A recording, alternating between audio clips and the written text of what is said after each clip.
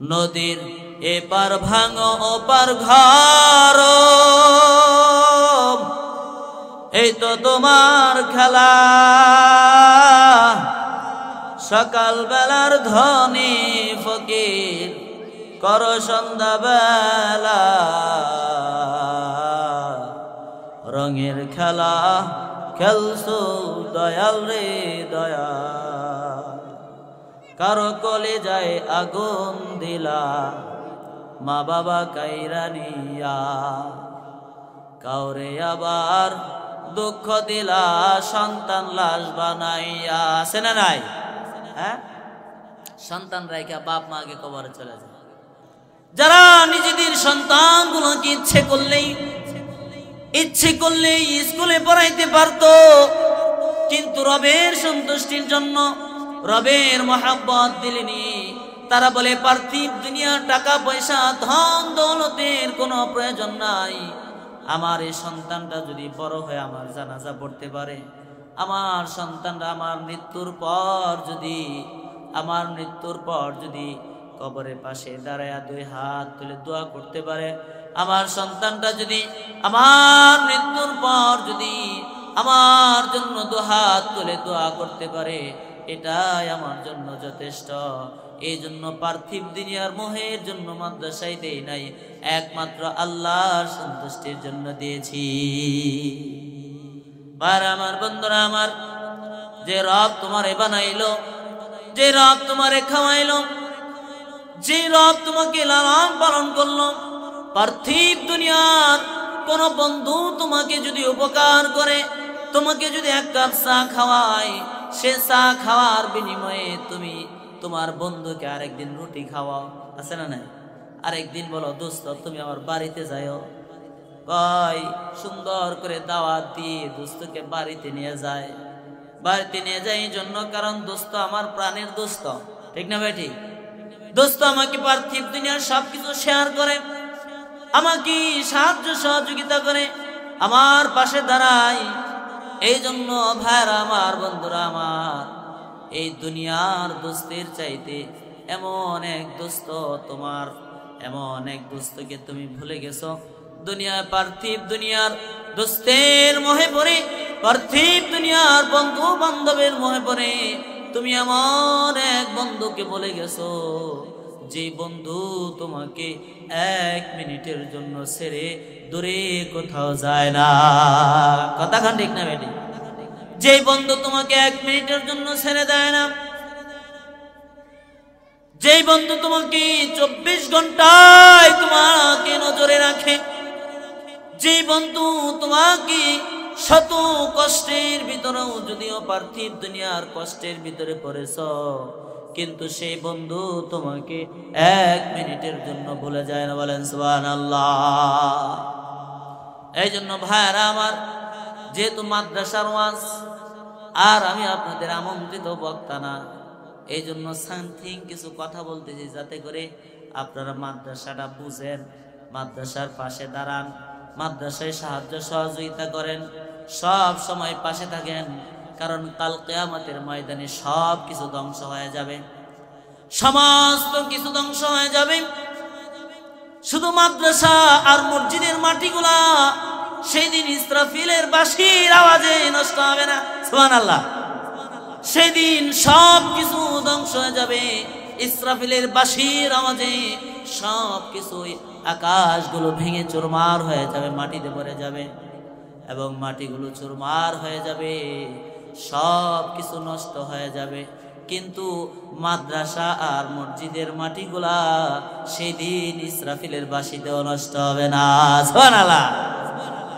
সেদিন ফেরেশতারা আরজি করবে, রব সব কিছু ধ্বংস হলো, কিন্তু মাদ্রাসা মসজিদ তো ধ্বংস হয় না। সেদিন রব বলবে, মাদ্রাসা মসজিদ কেন বন্ধ হয় না, কেন ধ্বংস হয় না? সেদিন মাদ্রাসা মসজিদে যারা আবাদ করেছিল, রব বলবে যে আজকে মাদ্রাসা এবং মসজিদে যারা আবাদ করেছিল, যারা কনকনে শীতের ভিতরে নামাজ আদায় করেছিল, যারা পার্থিব দুনিয়ার মোহ ত্যাগ করে নিজেদের সন্তানগুলাকে এই হাজেরা খাতুন দারুল কোরআন মহিলা মাদ্রাসায় ভর্তি করেছিল, ইচ্ছে করলে সন্তানগুলাকে ডাক্তার ইঞ্জিনিয়ার লোভ লালসা দিলে থাকতে পারতুম।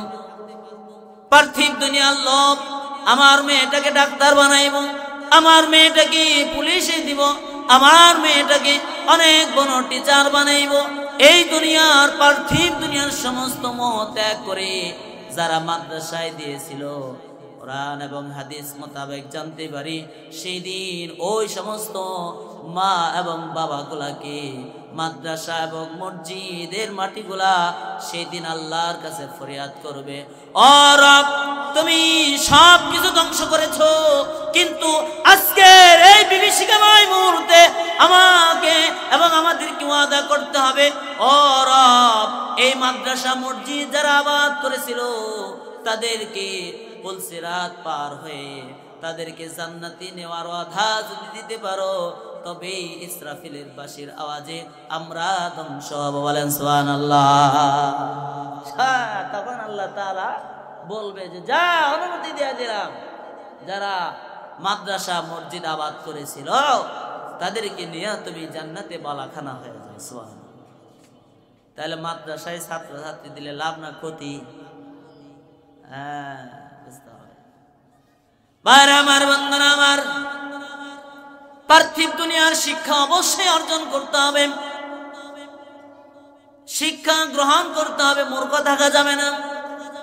কিন্তু এমন শিক্ষা নয় যে শিক্ষার ধরুন আপনি মানুষ বানর থেকে হয়েছে নাকি মানুষকে আল্লাহ বানাইছে, মানুষ কি আসলে কি বানরের লেজ পড়ে যায় মানুষ হয়েছে নাকি হনুমান থেকে হয়েছে, এই জ্ঞান যারা অর্জন করেছে পার্থিব দুনিয়ার জাগতিক শিক্ষায় এমন ভাবে শিক্ষিত হয়েছে, এত উচ্চ লেভেলের শিক্ষায় শিক্ষিত হয়েছে যে বেশি গবেষণা করতে করতে তারপরে লাস্ট পর্যায়ে গিয়ে তারা আবিষ্কার করলো যে মানুষ আসলে বানর থেকে হয়েছে।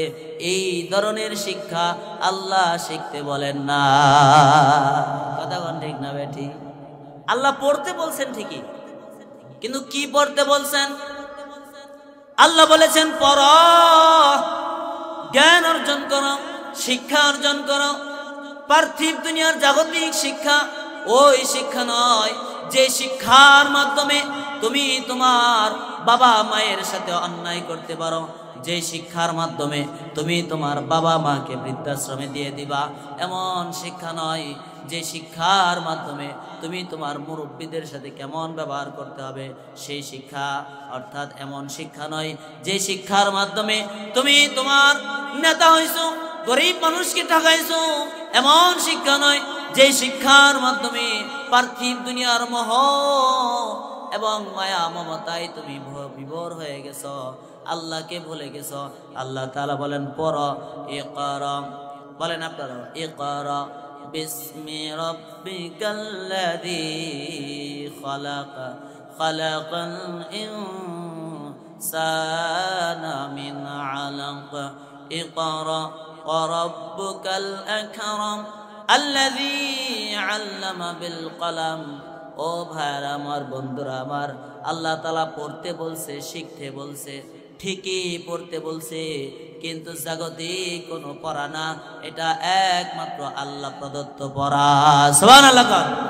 জিবরাইল আমিন এসে আমার আপনার নবীকে পড়ার কথা বললেন। নবীজি বললেন মা আনা বিকারি, ও জিবরাইল আমি তো পড়তে জানি না।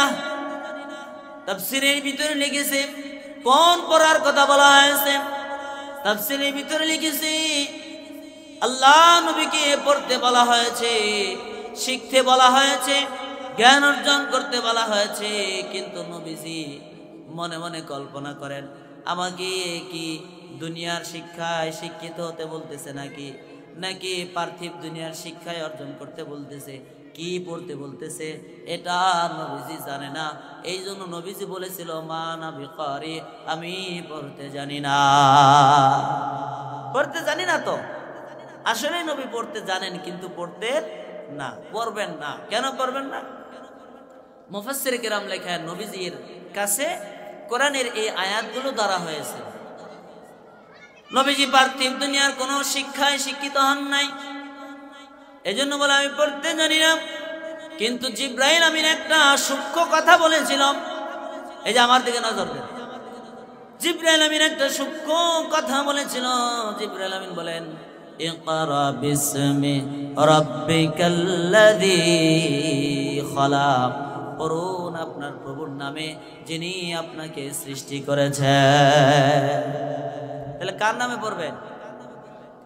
আল্লাহর নামের পড়ার জন্য আল্লাহ তাআলা পাঠাইছেন, দুনিয়ার কোন বানরের পড়ার জন্য না, দুনিয়ার কোন পার্থিব দুনিয়ার পড়ার জন্য আল্লাহ পাঠায় নাই। জ্ঞান অর্জন ঠিকই করবেন, কিন্তু ওই জ্ঞান যে জ্ঞানের মাধ্যমে রবকে চেনা যায়, যে জ্ঞানের মাধ্যমে আল্লাহ চেনা যায়, যে জ্ঞানের মাধ্যমে রবের পরিচয় হাসিল করা যায়, যে জ্ঞানের মাধ্যমে রব চেনা যায়, আর সেই জ্ঞানে জ্ঞানী হওয়ার জন্য আপনি আপনার সন্তানকে, আপনি আপনার কন্যাকে এই হাজেরা খাতুন দারুল কোরআন মহিলা মাদ্রাসায় দিয়ে দিছে, তাই না? এটা বুঝতে হবে। আল্লাহ তাআলা পার্থিব দুনিয়ার সমস্ত মোহ ত্যাগ করার তৌফিক দিয়ে বলেন আমিন। সেই রবের কাছে শুকরিয়া, যে রব আপনাকে জন্মের শুরু থেকে নেই পর্যন্ত রব আপনাকে এত দেখাশোনা করলো। যে কথা পূর্বে বলতেছিলাম, যে রব আপনাকে এত সুন্দর করে দেখাশোনা করলো, আপনি আপনার বন্ধুকে দাওয়াত দিয়ে বাড়িতে না আদর আপ্যায়ন কম করেন না, বেশি করেন? বেশি করার চেষ্টা করেন না? কারণ ওই যে এক কাপ চা খাওয়াইছিল, আয় রে আমার দোস্ত কত বলা, এক কাপ চা খাওয়াইছে, 100 টাকা 50 টাকা দিয়ে সাহায্য করেছে, কিন্তু আরেকদিন আপনি চান তারে 2 কাপ চা খাওয়াই দেওয়ার জন্য। তাহলে আপনার বন্ধুর প্রতি যদি এত দয়া, এত মায়া, এত মহব্বত, তাহলে ওই রবের প্রতি দয়া এবং মায়া মমতার দরকার আছে না? না আছে? রব তোমাকে ভালোবাসে। কেমনে ভালোবাসে? রব তোমাকে পছন্দ করে। কেমনে পছন্দ করে? রব তোমাকে আদর করে, মহব্বত করে। কেমনে করে? এই জন্য কোরআনের সাথে লেগে থাকতে হবে, আলেম ওলামাদের সাথে লেগে থাকতে হবে, এবং যেখানে যেখানে মাদ্রাসা হচ্ছে সেখানে আর্থিকভাবে সাহায্য সহযোগিতা করবেন। কাল কিয়ামতের ময়দানে যখন সব কিছু ধ্বংস হয়ে যাবে, ওই মাদ্রাসা মসজিদের উসিলায় আল্লাহ তাআলা আপনাকে বাঁচায় দিবে। এজন্য আজকের মাহফিলে যারা এখনো আসেন নাই, সবাই দয়া করে চলে আসেন। আমি সংক্ষিপ্ত কিছু কথা বলব। এই কোরআন যখন নাজিল হলো আল্লাহ নবীর উপর, আল্লাহ নবীকে বলল পড়েন, ও নবী পড়েন। সাধারণ কোন পড়া নয়, জাগতিক কোন পড়া নয়, সেই পড়া, যেই পড়া আপনার রবের নামের পড়া, ওই পড়া যেই রব আপনাকে আদর করে, মহব্বত করে, ভালোবাসে, যেই রব 1 মিনিটের জন্য, 1 মুহূর্তের জন্য ওই রব আপনাকে ভুলে যায় না। পার্থিব দুনিয়ার অনেক মানুষ আছে, দেখবেন চোখ নাই, আছে না নাই? অনেক মানুষ আছে হাত নাই, অনেক মানুষ আছে কথা বলতে পারে না, জন্ম থেকে কথা বলতে পারে না, অনেক মানুষ আছে 40-50 বছর হায়াত হয়ে গেছে, কিন্তু এখনো পর্যন্ত একটা সন্তান নাই, আছে না নাই? অনেক মানুষ এমন আছে দেখবেন স্টেশনের পাশে, রাস্তার পাশে তার বাড়ি, ভিক্ষা করে করে মানুষের কাছে ছায়া ছায়া খায়, তারপরও তার করে পোলাপানের অভাব নাই, আছে না নাই? এই যে আল্লাহর সিস্টেম। বাইরে আমার বন্ধুরা আমার, আল্লাহ তোমাকে এত নিয়ামত দিছে, এত কিছু দিছে, এই জন্য তুমি জ্ঞান অর্জন করো, পড়ো, কিন্তু কোন পড়া, সেই পড়ার কথাই আজকে বলবো। রবের কাছে বারবার শুকরিয়া আদায় করো। রব তোমাকে ইচ্ছে করলে সেই কানার মতো বানাইতে পারতো কিনা? তুমি কাউরে দিলা 10টা সন্তান, জায়গা সম্পদ না, কাউরে দিলা কোটি টাকা একটা সন্তান নাই, আছে না নাই? তুমি কাউরে দিলা 10টা সন্তান, জায়গা সম্পদ না, কাউরে দিলা কোটি টাকা একটা সন্তান না। টাকা করি ধন সম্পত্তি দিলা বেশি করে, কিন্তু মরার পরে কান্দে কইরা কবরে নামাবে কে তারে। রঙের খেলা খেলছো দয়াল রে দয়া, তুমি নির্দোষীরে রাখো দয়া ববের জেলখানা। আবার অপরাধে করিয়া গেহ ঘুরে সর্বদা, তুমি নির্দোষীরে রাখো দয়া ভবের জেলখানা। আবার অপরাধ করিয়া কেহ ঘোরে সর্বদাই, নদীর এপার ভাঙো ওপার ঘর, এই তো তোমার খেলা। সকাল বেলার ধনী ফকির কর সন্ধ্যা বেলা, রঙের খেলা খেলছো দয়াল রে দয়া। কারো কলে যায় আগুন দিলা মা বাবা কাইরা নিয়া, কাউরে আবার দুঃখ দিলা সন্তান লাশ বানাইয়া, আছে না নাই? হ্যাঁ, সন্তান রাইখা বাপ মা আগে কবরে চলে যায়, আবার বাপ মাকে রাইখা সন্তান আগে কবরে চলে যায়, আছে না নাই? হ্যাঁ, এই জন্য কার শিক্ষায় শিক্ষিত হবেন? কোন জোরে কোন, কার শিক্ষা? আল্লাহর শিক্ষা। বলেন কার শিক্ষায় শিক্ষিত হবেন? আল্লাহর শিক্ষায় শিক্ষিত হন। তুমি কারো কলে যায় আগুন দিলা মা বাবা কাইরা নিয়া, কাউরে আবার দুঃখ দিলা সন্তান লাশ বানাইয়া, কাউরে তুমি কান্দাও দয়াল মনের মানুষ কাইরা নিয়া, হাসে না? হ্যাঁ, এটা তো খুব ভালো লাগে। কাউরে অল্প বয়সে রাখলা বিধবা বানায়া,